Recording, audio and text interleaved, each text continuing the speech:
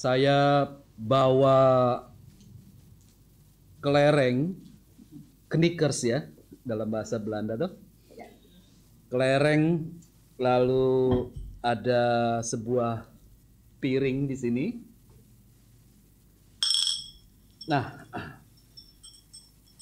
siapa di antara Bapak Ibu yang bisa membawakan piring ini dengan kelereng di atasnya, berjalan dari sana ke sana ya, tanpa membuat kelerengnya beradu?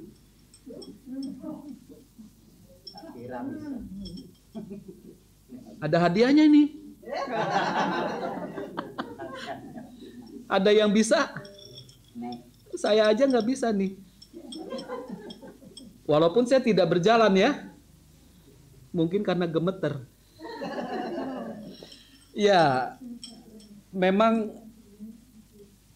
sulit ya, susah membawa kelereng-kelereng yang ada di atas piring sambil berjalan. Susah tanpa membuat kelereng ini tidak beradu, ya. Apalagi kalau jalannya itu juga susah. Kalau jalannya berliku-liku gitu ya, tidak lurus. Jalannya berbatu-batu, tidak mulus. Wah, susah. Ya. Selalu akan beradu seperti ini, ya. Jadi ini ilustrasi yang mau menggambarkan Bapak Ibu Saudari, seperti itulah kehidupan bersama kita. Kehidupan bersama dengan orang lain.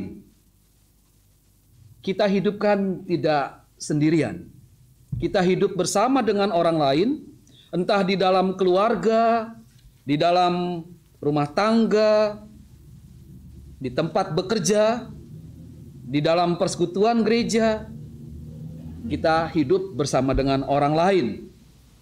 Kita mengarungi kehidupan ini, berjalan dalam kehidupan ini, dan kita sulit menghindari beradu. Sulit menghindari bentrok. Bentrok dengan orang lain, sulit. Ada saat memang kita damai, seperti kelereng ini damai ini, ya. Ada saat damai, tenang. Ada saat kita bertengkar. Nah, biasanya pertengkaran terjadi kalau kita menghadapi persoalan yang serius.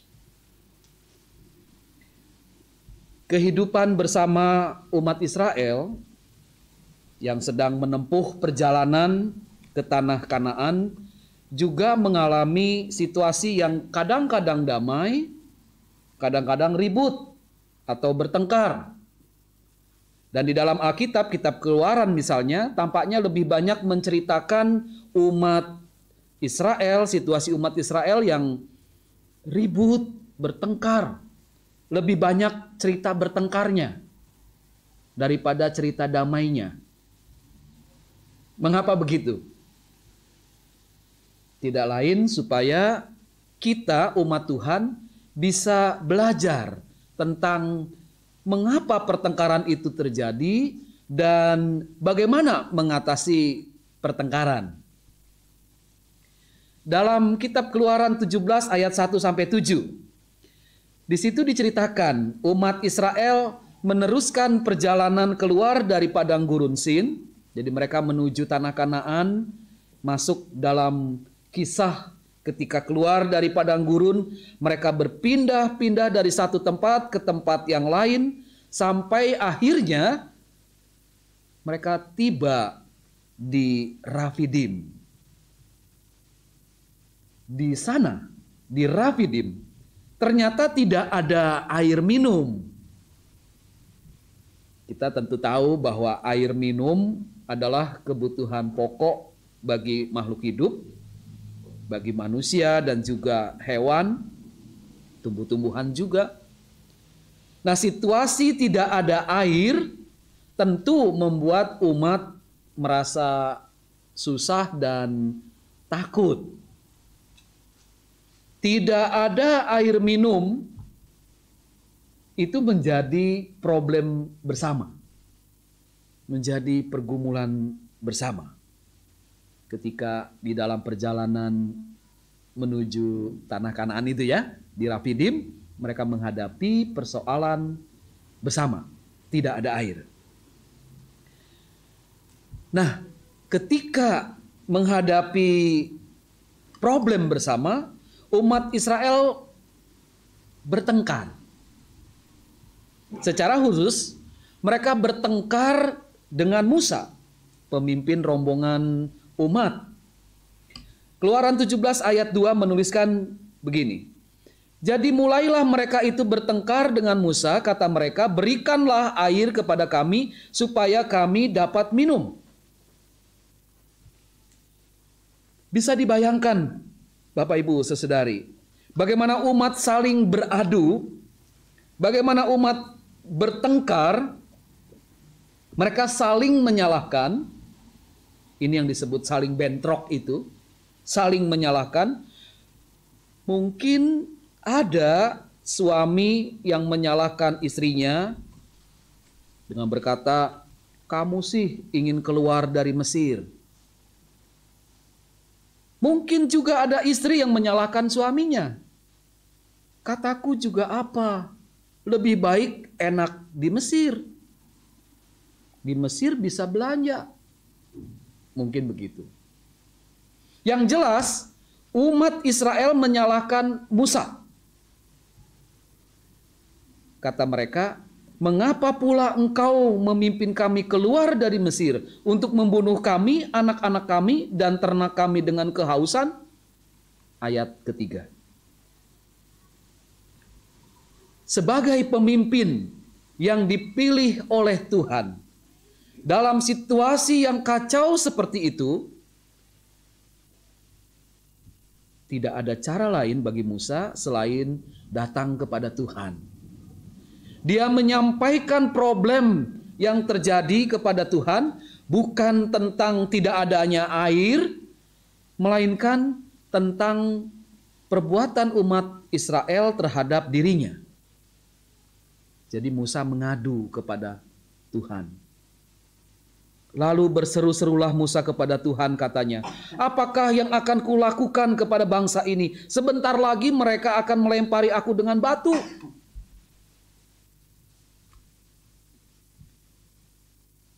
Tuhan ternyata tidak diam. Tuhan bekerja mengatasi persoalan. Dan Tuhan bekerja tidak sendirian, melainkan melibatkan Musa dan beberapa tua-tua Israel. Kata Tuhan kepada Musa ayat 5-6, berjalanlah di depan bangsa itu dan bawalah beserta engkau beberapa orang dari antara para tua-tua Israel. Bawalah juga di tanganmu tongkatmu yang kau pakai memukul sungai Nil dan pergilah. Maka aku akan berdiri di sana di depanmu di atas gunung batu di Horeb. Haruslah kau pukul gunung batu itu dan dari dalamnya akan keluar air sehingga bangsa itu dapat minum. Musa melakukan seperti yang diperintahkan Tuhan. Walau tidak dituliskan, kita tahu air untuk minum keluar dari gunung batu itu. Nah, sebagai kenangan atas peristiwa yang terjadi, Musa menamai tempat itu Meriba.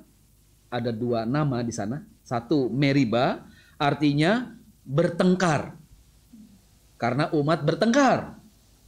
Dan satu lagi namanya Masa. Artinya menguji atau mencobai. Karena umat dipandang mencobai Tuhan dengan berkata, adakah Tuhan di tengah-tengah kita atau tidak? Ini kisah yang menarik untuk kita coba renungkan pada siang hari ini. Apa yang dapat kita pelajari dari cerita ini? Pertama, tentang mengapa pertengkaran, cekcok, bentrok terjadi. Betul bahwa pertengkaran itu dipicu oleh karena ada problem bersama. Dalam kasus atau cerita Musa ini, umat Israel ini, persoalannya adalah tidak ada air di Rafidim. Kalau tidak ada persoalan, tidak ada gerak begitu ya, ya tidak ada cerita pertengkaran. Sekali lagi ilustrasi kelereng ini tidak ada gerak toh. Tidak ada bentrok-bentrok antar kelereng. Tenang, damai. Tapi bukankah persoalan bersama itu adalah suatu kenyataan dalam perjalanan hidup umat Tuhan? Artinya kita sadar perjalanan hidup itu ya memang kenyataannya. Jadi tidak mungkin terus-terusan diam seperti ini ya, karena ini ya tapi nanti sebentar selesai kebaktian juga ini kan diangkat begitu ya. Bentrok lagi ya. Tidak mungkin terus-terusan diam, artinya pasti ada pergerakan. Itulah kenyataan hidup. Perjalanan hidup di dunia ini tidak selalu lurus dan tidak selalu mulus, tidak selalu aman, tidak selalu nyaman, tidak selalu tenang dan tidak selalu senang. Hidup di negara yang paling bahagia di dunia pun, misalnya saya pakai data 2019, Finlandia itu nomor 1 negara paling bahagia di dunia. Finlandia. Belanda, the Netherlands, itu nomor 5. Hebat ya? Kalau saya yang buat peringkat, Netherlands ini mestinya nomor 1. Mengapa? Karena jumlah penduduknya 17 juta lebih dibandingkan Finlandia yang sedikit. Ini negara dengan 17 juta bisa menjadi negara paling bahagia nomor 5 di dunia. Kan hebat sekali. Ya, jadi ini Netherlands nomor 5. Tapi pertanyaannya, apakah kita masyarakat di sini adalah masyarakat yang terus-menerus bahagia? Katakanlah Finlandia sana begitu ya, yang nomor 1 nih. Apakah damai terus? Tidak.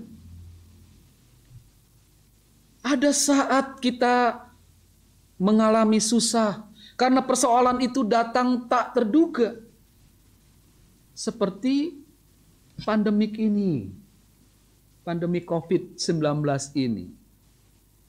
Siapa yang menduga terjadi pandemik yang bikin kita susah?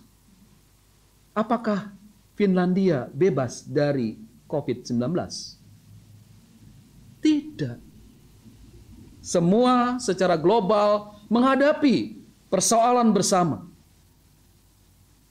Maka inilah kehidupan. Kehidupan selalu bergerak. Ada perjalanan. Ada tantangan dan persoalan.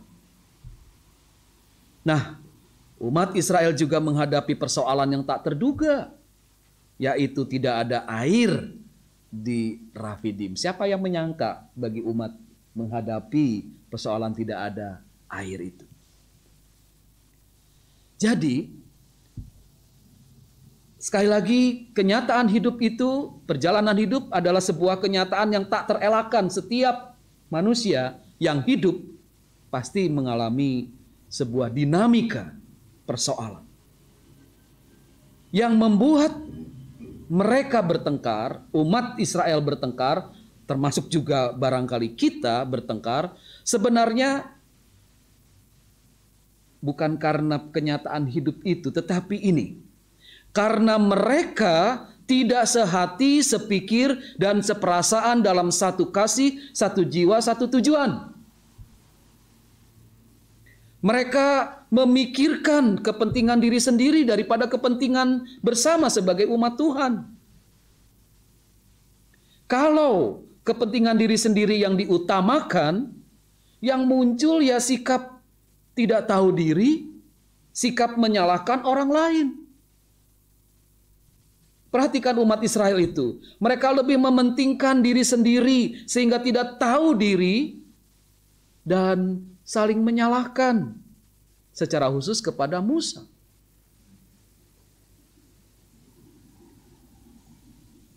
Jadi Bapak Ibu Saudari, kenyataan hidup ya sudah, mau apa boleh buat. Itu adalah bagian hidup kita, tetapi bukan itu yang menjadikan kita dalam hidup bersama bertengkar seharusnya. Tetapi karena tidak sehati, sepikir, seperasaan dalam satu kasih, satu jiwa, satu tujuan. Bagaimana dengan kita? Apakah dalam kehidupan bersama yang kita jalani, kita sungguh sehati, sepikir, dan seperasaan dalam satu jiwa, satu kasih, satu tujuan? Rasul Paulus menasehatkan, tadi yang saya bacakan sebagai petunjuk hidup baru. Filipi 2 ayat 2-5. Hendaklah kamu sehati sepikir dalam satu kasih, satu jiwa, satu tujuan, dengan tidak mencari kepentingan sendiri atau puji-pujian yang sia-sia. Sebaliknya hendaklah dengan rendah hati yang seorang menganggap yang lain lebih utama daripada dirinya sendiri. Dan janganlah tiap-tiap orang hanya memperhatikan kepentingannya sendiri, tetapi kepentingan orang lain juga. Hendaklah kamu dalam hidupmu bersama menaruh pikiran dan perasaan yang terdapat juga dalam Kristus Yesus. Dalam kehidupan rumah tangga, kehidupan keluarga, nasihat firman Tuhan ini sungguh bermanfaat. Ketika ada persoalan dalam perjalanan hidup, bagaimana kita di dalam keluarga menghadapinya? Apakah yang diutamakan adalah ego kita sendiri? Kalau seperti itu, pertengkaran akan hebat terjadi. Saling menyalahkan, tidak ada yang mau mengalah karena dipikir mengalah itu kalah, mengalah itu payah. Kalau itu yang selalu kita lakukan, maka pertengkaran, bahkan perceraian dalam kehidupan keluarga akan terjadi. Dalam kehidupan persekutuan gereja, nasihat firman Tuhan ini juga tepat. Yang seharusnya terjadi dalam persekutuan gereja adalah bahwa kita tidak mementingkan diri sendiri. Walau katakanlah aku ini orang penting, aku ini orang yang sudah punya banyak jasa untuk persekutuan gereja. Katakanlah kalaupun demikian, maka bukan itu yang ditonjolkan, bukan itu yang diutamakan. Bukan diri aku yang utama, melainkan Kristus Yesus, Sang Kepala Gereja yang utama. Betapa sering pertengkaran dan perpecahan di dalam gereja terjadi karena ego manusia yang selalu diutamakan. Itulah sebabnya jemaat yang dikasihi Tuhan, gereja tidak menarik bagi banyak orang. Selama gereja masih terus di dalam kehidupan yang tidak sehati, sepikir, seperasaan dalam satu kasih di dalam Tuhan, gereja itu tidak menarik banyak orang. Ada lagu sekolah minggu sebetulnya. Ingat tidak lagu ini? Dia harus makin bertambah, ku harus makin berkurang. Nama Yesus saja disembah, ku di tempat paling belakang.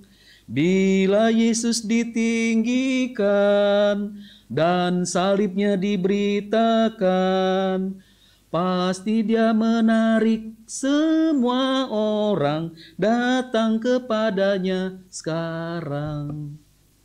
Lagu itu jelas. Kalau kehidupan umat itu mengutamakan Tuhan, mengutamakan salib Kristus, maka dia, Tuhan, menarik semua orang. Gereja kita, persekutuan kita, menarik semua orang. Itulah yang bisa kita dapatkan dari kitab Keluaran, kisah Musa di Meriba dan Masa ini. Yang kedua, apa yang dapat kita pelajari dari cerita Masa dan Meriba adalah tentang bagaimana kita menghadapi suatu pertengkaran, atau bagaimana kita memelihara kehidupan bersama agar tetap kedamaian itu terjadi dalam perjalanan hidup kita. Dari kalimat terakhir ayat yang ke-7, kita sebenarnya mendapatkan petunjuk. Di situ tertulis, adakah Tuhan di tengah-tengah kita atau tidak? Ini sebenarnya adalah pernyataan umat yang menguji Tuhan. Tetapi ini menarik sekali kalau kita mau merenungkannya. Adakah Tuhan di tengah-tengah kita atau tidak? Musa menghadapi pertengkaran dengan menganggap Tuhan ada di tengah-tengah mereka. Itulah sebabnya Musa datang kepada Tuhan. Musa berusaha memecahkan persoalan dengan melibatkan Tuhan, bukan hanya mengandalkan kekuatannya sendiri. Lalu Tuhan menyuruh Musa untuk bekerja sama dengan para tua-tua Israel. Oh, ini menarik sekali. Langkahnya itu kita perhatikan. Kalau benar-benar Tuhan itu dipandang, diyakini ada, ini tidak ada di teks ya. Langkahnya adalah datang kepada Tuhan ketika persoalan pertengkaran terjadi. Jangan mengandalkan kekuatan sendiri. Minta tolong pada Tuhan, minta tolong pada Roh Kudus.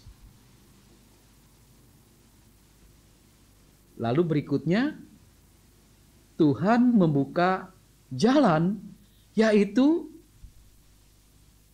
melibatkan orang lain.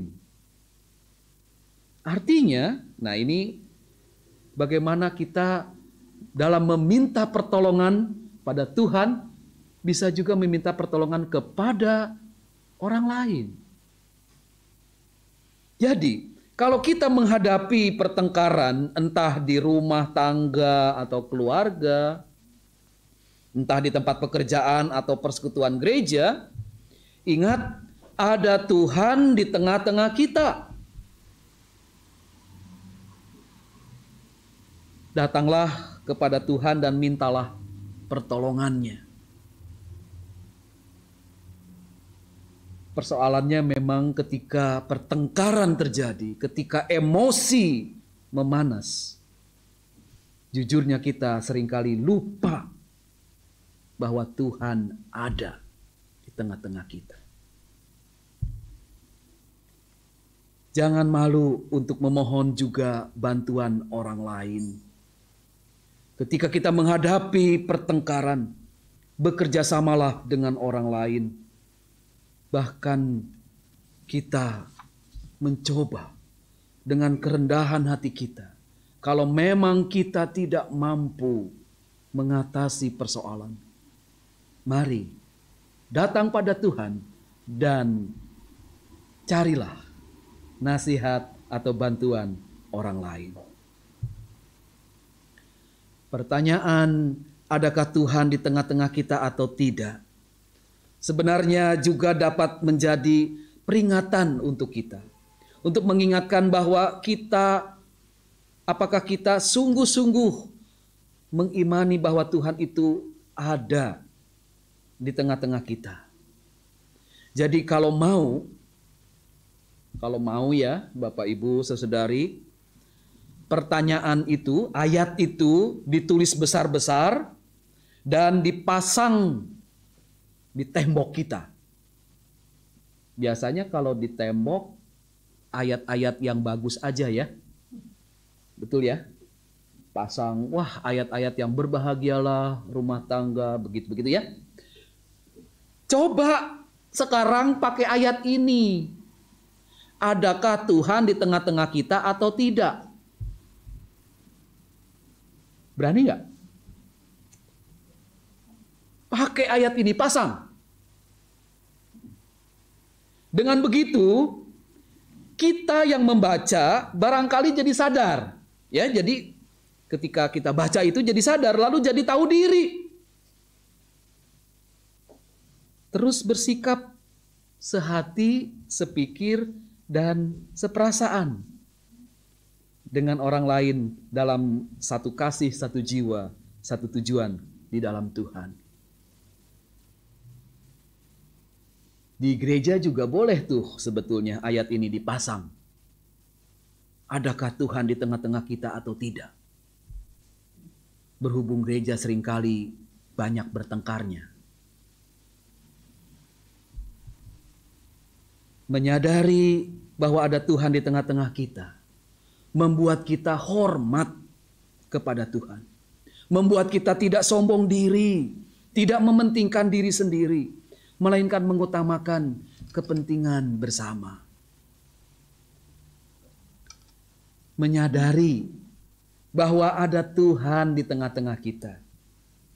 Oh, itu membuat kita tenang, membuat kita damai. Tuhan adalah gembala yang baik, yang peduli dan menjaga kita, domba-dombanya. Coba hayati terus Mazmur 23. Mazmur Daud yang mengungkapkan keyakinan bahwa Tuhan ada di tengah-tengah umatnya. Tuhan hidup dan terus turut bekerja untuk mendatangkan kebaikan bagi setiap orang yang mengasihi Dia. Karena Tuhan ada, karena Tuhan itu hidup di tengah-tengah kita, kata Daud, sekalipun aku berjalan dalam lembah kekelaman, aku tidak takut bahaya, sebab Engkau besertaku, gadamu dan tongkatmu, itulah yang menghibur aku.